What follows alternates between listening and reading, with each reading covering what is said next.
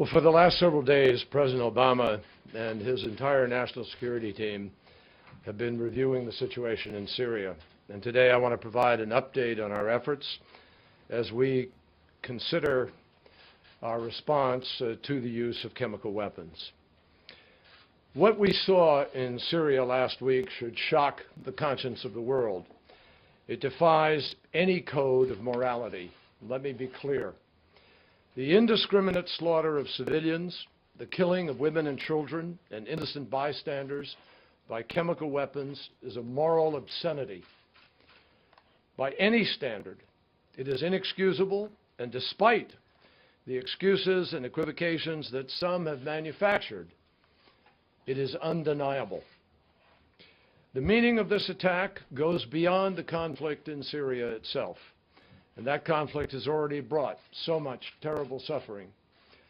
This is about the large-scale, indiscriminate use of weapons that the civilized world long ago decided must never be used at all, a conviction shared even by countries that agree on little else. There is a clear reason that the world has banned entirely the use of chemical weapons. There is a reason the international community has set a clear standard and why many countries have taken major steps to eradicate these weapons. There is a reason why President Obama has made it such a priority to stop the proliferation of these weapons and lock them down where they do exist. There is a reason why President Obama has made clear to the Assad regime that this international norm cannot be violated without consequences. And there is a reason why, no matter what you believe about Syria, all peoples and all nations who believe in the cause of our common humanity must stand up to assure that there is accountability for the use of chemical weapons so that it never happens again. Last night, after speaking with foreign ministers from around the world about the gravity of this situation, I went back and I watched the videos that anybody can watch in the social media, and I watched them one more gut-wrenching time. It is really hard to express in words the human suffering that they lay out before us. As a father, I can't get the image out of my head of a man who held up his dead child, wailing while chaos swirled around him. The images of entire families dead in their beds without a drop of blood or even a visible wound. Bodies contorting in spasms. Human suffering that we can never ignore or forget.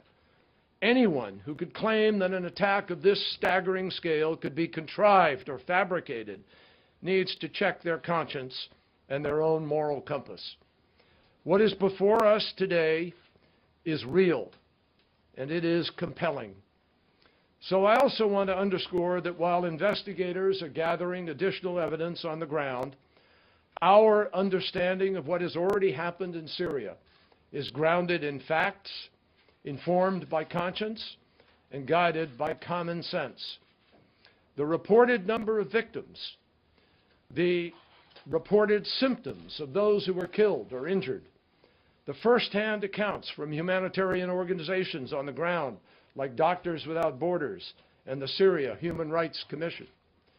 These all strongly indicate that everything these images are already screaming at us is real, that chemical weapons were used in Syria. Moreover, we know that the Syrian regime maintains custody of these chemical weapons. We know that the Syrian regime has the capacity to do this with rockets. We know that the regime has been determined to clear the opposition from those very places where the attacks took place. And with our own eyes, we have all of us become witnesses. We have additional information about this attack, and that information is being compiled and reviewed together with our partners, and we will provide that information in the days ahead. Our sense of basic humanity is offended not only by this cowardly crime, but also by the cynical attempt to cover it up. At every turn, the Syrian regime has failed to cooperate with the UN investigation, using it only to stall and to stymie the important effort to bring to light what happened in Damascus in the dead of night. And as Ban Ki-moon said last week, the UN investigation will not determine who used these chemical weapons, only whether such weapons were used, a judgment that is already clear to the world. I spoke on Thursday with Syrian Foreign Minister Mualem, and I made it very clear to him that if the regime, as he argued, had nothing to hide, then their response should be immediate transparency, immediate access, not shelling.